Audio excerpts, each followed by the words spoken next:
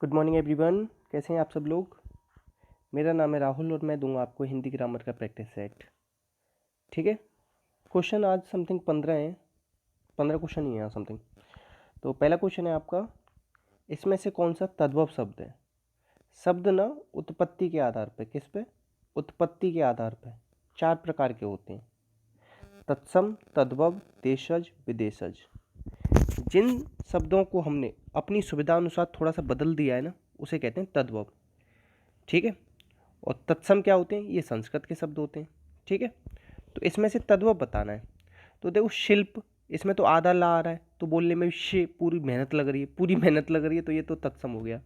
ऊपर रा उड़ रहा है, रेफ वाला रा कहते हैं इसे, आधा रा होता है ये। ठीक है, तो ये भी तत्सम हो गया। पीड़ा, बोलने में देख रहे हो, पीड़ा बोलने में भी पीड़ा दे रहा है, तो ये भी नहीं हो। अब ये जो केरा है ना, अब ये मत पूछना कि इसका तत्सम क्या है, ये सब आप ढूंढोगे कि इसका तत्सम क्या है, मगर तद्भव क्या होगा, इसमें केरा होगा। आंसर हो जाएगा इसका बी। नेक्स्ट, अब देखो इसमें से फिर तद्भव बताना है। नृत्य, तो ये तो तत्सम दिख रहा है। अब देखो इसमें ना अंधेरा, अंधेरे का होगा अंधकार, तो इसमें ये हो गया तद्भव, ये हो गया इसका तत्सम।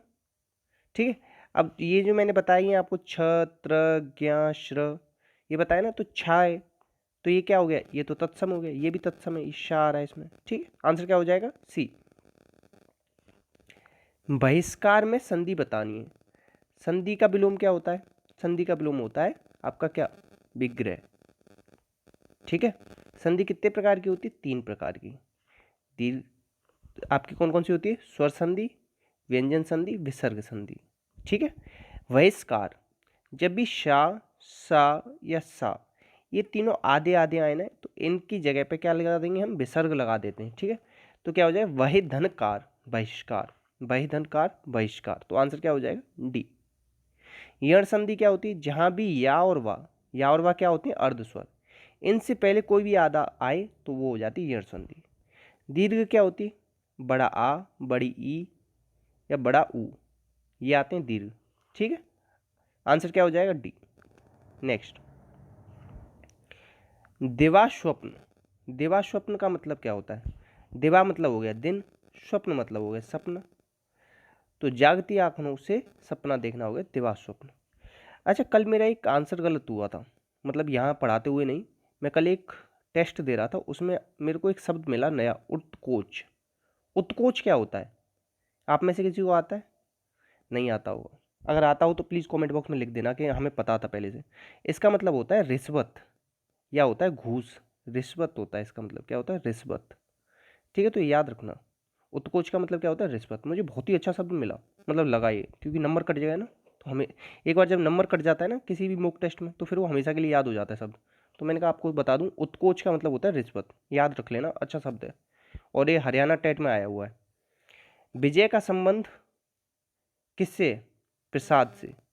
विजय का संबंध किससे, प्रसाद से, तो असफलता का संबंध किससे हो जाएगा, दुख से। विजय क्या है, विजय हो गई तो प्रसाद मिल गया, असफलता हो गई तो दुख हो गया। नेक्स्ट, सुंदर शब्द का विलोम बताओ। सुंदर क्या है, पहले तो ये बताओ, सुंदर है विशेषण, क्या है, विशेषण। अब मुझे कैसे पता पड़ा विशेषण है, तो सुंदर के सामने लगा के देख लो, सुंदर लड़का, सुंदर लड़की बोल सकते हैं ना, तो जो संज्ञा सर्वनाम की विशेषता बताए उसे विशेषण कहते हैं। विशेषण 4 प्रकार के होते हैं, संख्यावाचक, गुणवाचक, सार्वनामिक और परिमाणवाचक। ठीक है। तो देखो सुंदर मतलब खूबसूरत, एक तरीके से ऐसे मान लो, इसका हो जाएगा कुरूप। आंसर क्या हो जाएगा, कुरूप। सुंदर का विलोम क्या होगा, कुरूप। ठीक है। अब एक चीज बताऊं, बनावट प्लस ई, इसमें कौन सा प्रत्यय है, ई प्रत्यय है। ठीक है। निर्बल को कैसे लिख सकते हो, निर्बल में अगर आपसे पूछे कि उपसर्ग क्या है, तो उपसर्ग तो होता है निर, और इसमें संधि क्या होती है, निह धन बल, निर्बल। ठीक है, याद रखना। नेक्स्ट, अधिकतर भारतीय भाषाओं का विकास किस लिपि से हुआ है। हमारी जितनी भी भाषाएं हैं ना, भारतीय भाषा, उनमें से मैक्सिमम का जो विकास हुआ है ना, वो ब्राह्मी लिपि से हुआ है। जो देवनागरी है ना अपनी, उसका भी विकास किससे हुआ है, ब्राह्मी लिपि से। ठीक है, आंसर क्या हो जाएगा, डी। नेक्स्ट, कंठ ध्वनियां बतानी है, कंठ ध्वनियां कौन सी हैं। क वर्ग वाले जितने भी होते हैं, ये सब किस में होते हैं, कंठ ध्वनिया में होते हैं। और इसमें और क्या क्या आता है, का का वर्ग के अलावा अ, आ और ह और विसर्ग आएगा, ठीक है, ये भी आते हैं। पा वर्ग कहाँ से बोला जाता है? ये ओष्ठ से बोला जाता है। प फ ब ब म। टा वर्ग मूर्धन्य से। चा वर्ग तालु से। या इसे और क्या कह सकते हो? स्पर्श संघर्षी व्यंजन भी बोलते हैं, इन्हें याद रख लेना, इसमें कंफ्यूज हो जाते हैं। और एक वर्ग और होता है त थ द ध न, ये कहाँ से बोला जाता है? दंत से, ठीक है, याद रखना। आंसर क्या हो जाएगा? सी। नेक्स्ट, इसमें से यौगिक शब्द बताना है। शब्द रचना के आधार पर या व्युत्पत्ति के आधार पर 3 प्रकार के होते हैं, रूढ़, यौगिक, तीसरा होता है योग रूढ़। क्या होता है? योग रूढ़। योग रूढ़ में क्या होते हैं? सारे बहुब्रीहि समास के एग्जाम्पल होते हैं। यौगिक में क्या होते हैं? तत्पुरुष समास के एग्जाम्पल होते हैं।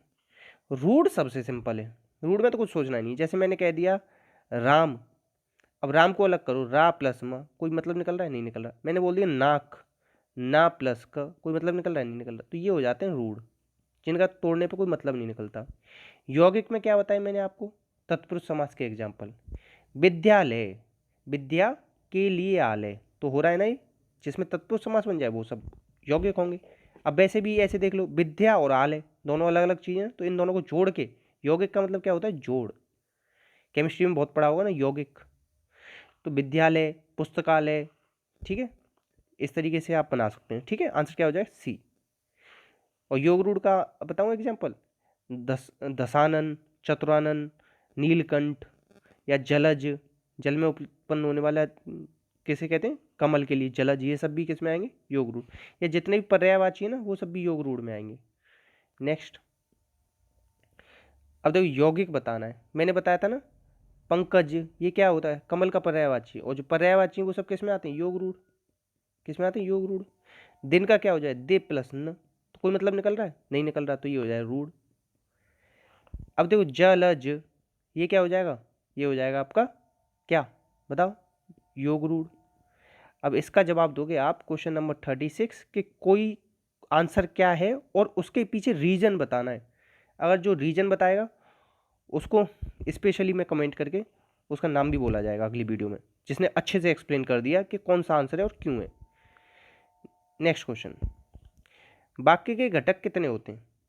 देखो, राम बाजार जाता है, ये हो गया आपका वाक्य। क्या हो गया? वाक्य। अब इसमें जो कर्ता होता है ना, वो होता है उद्देश्य। क्या होता है? उद्देश्य। बहुत सारे लोग बाजार जाता है को कर सकते हैं जो पहली बार पढ़ रहे होंगे। तो ये क्या होता है? इसे बोलते हैं आप विधेय। क्या बोलते हैं? विधेय। तो उद्देश्य है इसमें राम और बाकी सब है विधेय, तो बाकी के 2 ही अंग होते हैं, उद्देश्य और विधेय। आंसर क्या हो जाएगा? ए। नेक्स्ट, भाववाच्य वाला वाक्य बताना है।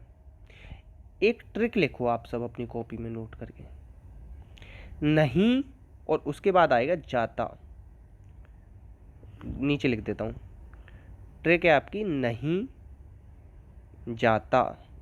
ये 2 शब्द एक साथ जब आ जाएं, और वो भी कब आएंगे? आखिरी में आएंगे। ये कब कहाँ पे आते हैं? आखिरी में सेंटेंस के, तो वहाँ भाववाच्य लगा देना। एग्जाम्पल बताना चाहूँगा, मेरे से खाया नहीं जाता, मेरे से नहीं। और एक चीज़ और बताऊँ, ये ना अन्य पुरुष में होते हैं हमेशा। किस में होते हैं? अन्य पुरुष। और भाववाच्य होते हैं। क्या होते हैं? भाववाच्य होते हैं। तो हिमेश से दौड़ा नहीं जाता, राधा से खाया नहीं जाता, राम से उठा नहीं जाता, सोनू से बैठा नहीं जाता। ज़्यादातर इसमें 99% क्या आता है? नहीं जाता। तो ये ऐसी ट्रिक है, इसे आप अगर लगाओगे ना तो आंसर निकल आएगा आपका। तो इसे ही मेरा मानना है कि आपको याद कर लेना चाहिए। बाकी अगर आपको याद हो या और कोई तरीका हो तो शेयर करना हम लोगों के साथ भी, ठीक है। आंसर क्या हो जाएगा? सी। नेक्स्ट, बादल का पर्यायवाची कौन सा नहीं है? बादल में मैंने बताया है तोय, बारी, अम्ब, नीर, जल। ये किसके पर्यायवाची हैं? ये हो गए जल के पर्यायवाची। अब इन जल के पर्यायवाचियों के पीछे जा लगा दो, जैसे तोयज, बारिज, अंबुज, नीरज, जलज, तो ये किसके बन जाते हैं? कमल के। अब इसके पीछे दा लगा दो, तोयद, बारिद, अम्बुद, नीरद, जलद, तो ये किसके बन जाते हैं? बादल के। इनके पीछे जीवन लगा दो, तोय जीवन, बारी जीवन, अम्बु जीवन, नीर जीवन, जलज जीवन, तो ये बन जाते हैं मछली के। वाहन लगा दो तो बन जाते हैं नौका के। किसके? नौका के। धी लगा दो तो यदि बारिद है, अम्बुद, नीरद, जलद, तो बन जाते हैं समुद्र के। अच्छे से एक्सप्लेन कर दिया है, तो लिख लेना अपनी कॉपी में। अब देखो यहाँ जो आ रहा है दा और मेघ मतलब तो बादल होता है, तो ये तीन हो गए बादल के। अब ये धी किस में बताया था मैंने? ये बताया था समुद्र में। समझ में आ रहा है आपको? बड़े प्यार से पढ़ा रहा हूँ आज, धीमे धीमे। अच्छा लग रहा हो तो प्लीज़ बता देना कमेंट बॉक्स में। नेक्स्ट क्वेश्चन, योग रूढ़ शब्द बताना है। तो योग रूढ़ क्या होते हैं? बहुब्रीहि समास के एग्जाम्पल होते हैं। नी प्लस ला, ये तो रूढ़ हो गया, कोई मतलब नहीं निकला।